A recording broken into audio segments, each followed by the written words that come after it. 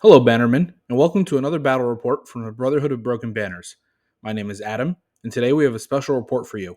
I'll be playing Marselen versus Assad's current obsession, Cotter Pyke. What makes this report special? We're collaborating with another group that is new to the scene, Activate Pivot Charge, who hosts regular podcasts about our favorite rank and file wargame. If you want to skip ahead, the timestamps will be below. Otherwise, here are some announcements. Our next local tournament is happening at Rogue State Games in Mahwah, New Jersey, where we will be playing the list building rules of 40 plus 4. I'll put a link to the event page in our web store below. If you want to chat with us, talk about the episode, find local players, or just hang out, our Discord is a great place to do it. There should also be a link for that below. Finally, I want to thank you for tuning in, and if you want to support the content, please like the video, comment, and if you want to catch more episodes when they come out, subscribe to our channel. Now that's done, let's get into the action. Assad brought a new take on his Cotter Pyke list from last report. This time, he ditches a lot of the long-range units in favor of some cavalry, which will be useful to match my maneuverability. Cotter will be in Sworn Brothers, with Satin joining him for Dauntless to give some added healing while in the thick of things. Alongside him are Ranger Vanguard and Ranger Trackers, each with a Fortune Seeker in them. Between the Vanguard outflank and Cotter's reckless heroism, he's looking to put some pressure on my army from all sides. If that wasn't enough, the Trackers will be able to harry any light armored units, egging them on to engage so that he can collapse back. Triple Dauntless with the impressive morale of Night's Watch means there should be a lot of passive healing. To top off the combat units, Assad has a Watch Marshal who can add extra attack dice to nearby allies, and in the unlikely event he fails a panic check, keep them from taking too much damage. For NCUs, Assad has some powerhouses in Donnell, Othel, and Malister. Donnell is proving to be an amazing defensive tech for Night's Watch, being one of the few ways in the game to improve your armor saves at will.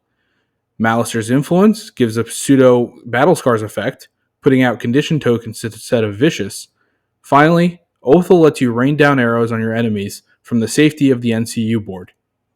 My list, as I mentioned earlier, was given to me by the wonderful team at Activate Pivot Charge. I'll run you through the list, but for more details, be sure to give them a listen to their episode that should be out today, where they go over the list in detail and what they would be looking to do if they were in the hot seat against Cotter. I'll have a link to the podcast in the show notes below. Marselen in the Swordmasters is a late-game aggressive front. He is joined by the powerful pair of Drogon and Rhaegal to try and double or triple tap a unit off the table. Harkars threaten the opponent's backline with their outflank. Freedmen try and tie up the enemy or eat up activations, and can feed Marselin's ability along with Blood of the Dragon. And finally, the trio of Unburnt Danny, the mainstay Miri, and Missandei, who combos with Marselin's Devotees of the Dragon. Today's game mode is Here We Stand, with the Weirwood clearing as the battlefield layout. With the special scoring of this game mode, our 5-point NCUs can be super clutch, as they can deploy into a quadrant to help count for the point total scores, and you need a minimum of 5 points in a quadrant to score. We're starting with our outflank units and reserves, the Ranger Vanguards and the Harkars. Assad puts his Ranger Trackers in the middle of the board. I take the Freedmen and put them near a tree that they can hide in. Assad then takes Cotter Pyke's unit and puts it on the far table flank edge. I take Marselin's unit and put it away from Cotter Pyke's unit near the Freedmen. Assad then responds by taking his Watch Marshal and putting it in the middle of his units, back a little bit to keep it kind of safe. I take Drogon and put it towards the middle of the board, back pretty far so that it doesn't get charged early. And Rhaegal joins him so that they can double team a unit.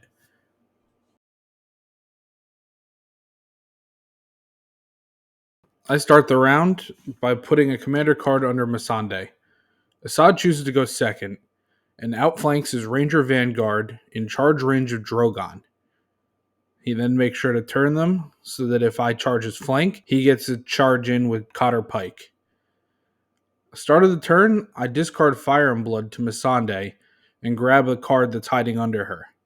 I then claim Swords and play the Devotees of the Dragon that I drew and use it to get me to 9 activations. I put the Freedman, in position to be a speed bump Assad takes the letters and puts a vulnerable token on Drogon and influences Cotter Pyke's unit. I then use Danny to immediately remove the token. Assad activates and uses the special rule of the game mode to put Donald into one of the quadrants. Miri goes on the horses, panic and weaken the vanguard. Assad uses a pass token, so I get to move the freedmen up to the trees. Assad activates his watch marshal and puts him behind the ranger vanguard to buff them up. Start of my turn, he also uses tactical reposition to get Cotter Pyke towards the fight. I activate Marselen and move him towards the trackers. The start of Assad's turn has him marking target on my Marselen unit. He then adds a watcher on the wall to them, turns and runs up the board a little bit, and then turns back around so that he could shoot Marselen. He rolls 5 hits, and I take 4 wounds. However, I end up passing the panic test, and because of that, between Dauntless and Combat Mastery Resolve, I heal 2.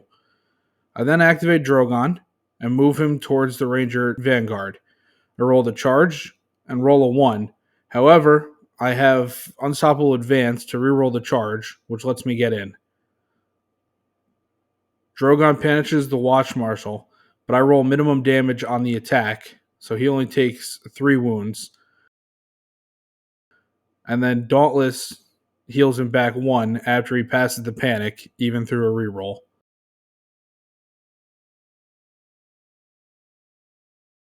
Next up, he activates the Vanguard, attaches the Light that brings the dawn, and makes his retreat. They move as far away as possible and face down Rhaegal and the rest of my crew. I turn Drogon so that he's looking at as much of the board as possible. Next up, I activate Rhaegal, move him forward, and also charge into the Vanguard. They smack in and deal an impressive 5 wounds. However, Dauntless again saves him and heals him another 1. Next up, Cotter Pyke activates. He notices he's just outside of range to charge, and then he moves forward, attaching the Light that brings the dawn. Next up, I activate the Freedmen and charge in as well. They make it, and with their impressive 7 dice, I manage 5 hits. One ends up going through because of the trees I ran through. However, he passes the panic again, so that's a wash. Last activation, Assad activates Othel and takes the crowns, replacing it with assault orders. Reckless Heroism deals 3 wounds to him, but he auto makes the charge onto Drogon.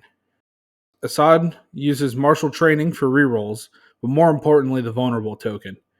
Malister also puts a panic token out. 1 hit rerolls into 5. Maybe there's a chance. 2 saves, but it gets rerolled down to 1. Drogon's down to 4 wounds left, and that is the end of the round. As it normally goes with Here We Stand, with such close deployment, round 1 was pretty aggressive. The Ranger Vanguard have been a tough nut to crack, and Cotter is about to double tap my dragon, which is never great. But on the other side of the board, I should have the upper hand, and this game mode is heavily reliant on being smart with positioning. Round 2 starts with me outflanking the Harkars behind the Watch Marshal. I'm trying to get Assad to make a decision about killing my dragon or me getting a good charge onto his units. Well, Assad doesn't take the bait and has Malister take the swords, with Cotter making an attack on Drogon. He uses martial training again to put out a vulnerable and rerolls, and Malister will put out a weakened token. 8 dice reroll to 7 hits, and Sundering puts the dragon into the ground. Assad uses Fuelbud Slaughter to heal up to full, and then surges forth, well actually back, and spins around to face the Harakars. At the start of my turn, Assad uses tactical reposition to scoot up even further, protecting the Watch Marshal. Missandre activates and claims the horses, bravely repositioning the horror cars out of charge range of Cotter. Donald on the bags heals up his Ranger Vanguards. I activate Danny and go onto the letters and replace it with the attack of Rhaegal onto the Vanguards. I deal 5 wounds, but Assad passes his panic check and heals 1 back. Assad then activates and uses Othel, placing it on the crowns and replacing it with a ranged attack onto my dragon. He only makes 1 hit, and I save it, so I automatically pass the panic, but he also passes his panic, healing 1 from Dauntless. The Freedmen will activate, perform a standing attack onto the Vanguard. I do 3 hits, and all of them are blocked, so he auto passes and his panic check and heals another 1. The Watch Marshal then activates and runs between his 2 trays. Rhaegal makes an attack and weakens Cotter's unit. I deal 3 damage, and he finally fails a panic check, which drops his oath. However, Assad then activates the Vanguard, attaches a new oath, and now his watch is ended, and attacks into my freedmen. 5 hits, gets weakened down to 3, and I save 1. I actually end up passing the panic check. Assad sees no better opportunity, so he just uses Take the Black right there.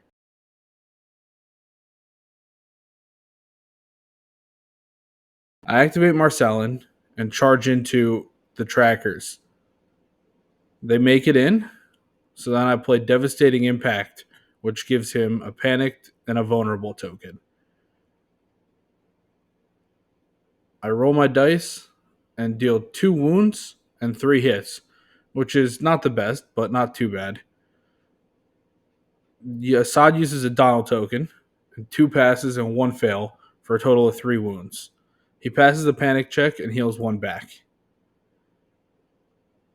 Next up, Assad activates the trackers, uses Mark Target onto my freedmen, and rolls a retreat. He gets to go 13 inches back and hides out in the corner. I then activate the freedmen, now that they're not in danger of getting peppered, and move into the quadrant so that I have more total points. Assad uses another pass token, so I activate the horror car and move up into the middle of the board, spinning around. Assad then activates Cotter and moves so that he's still in the 1 quadrant, but facing the rest of the battle. We then tally up the total points in each quadrant, and Assad controls 2 to my 1, so the final score for this round is 3-1. The end of round 2 sees Assad taking a small lead, which includes killing off the arguably best dragon. Fortunately, I have a lot of stuff going on the other side of the board, and his Ranger trackers are backed into a corner. I'm hoping I can weather the storm and burn through these Ranger Vanguards soon.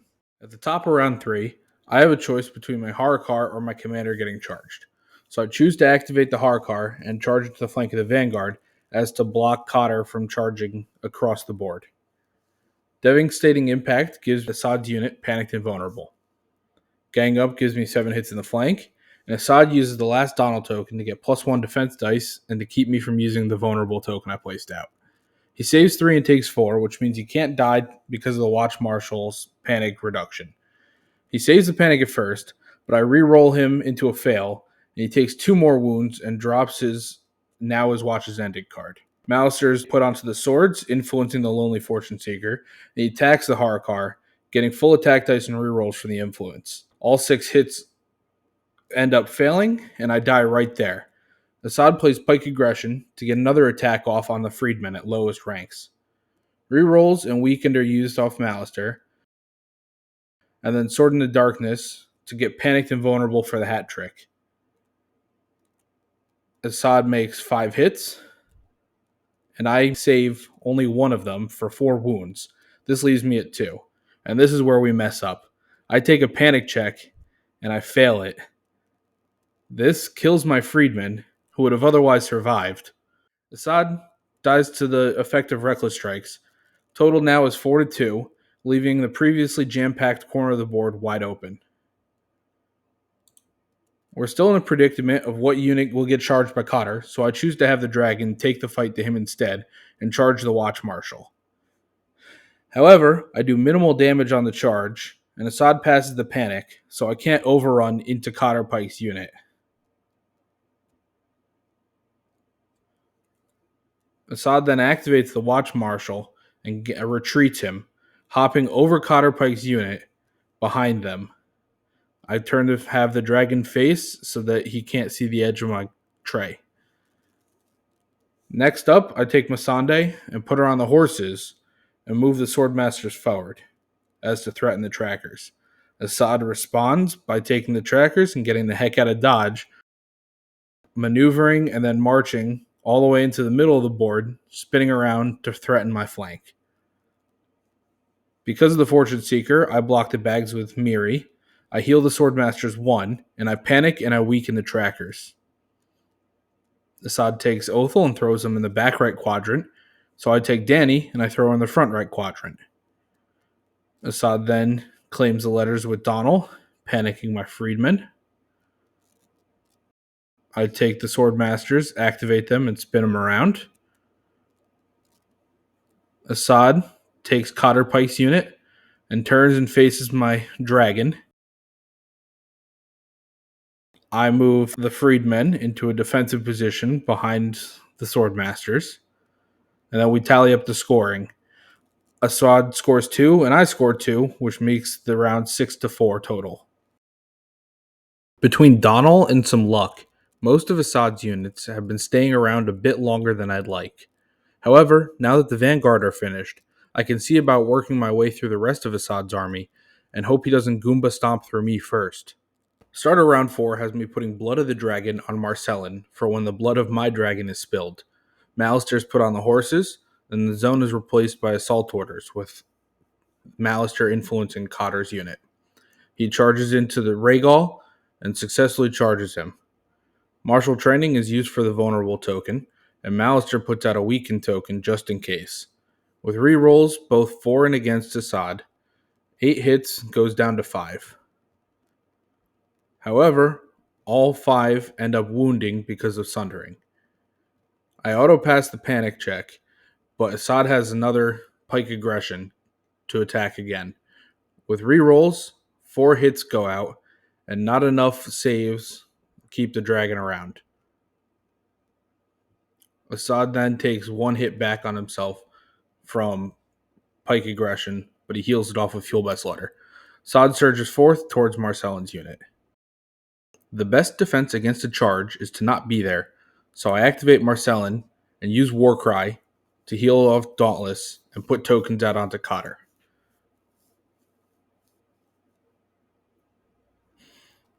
I then declare a charge onto the trackers.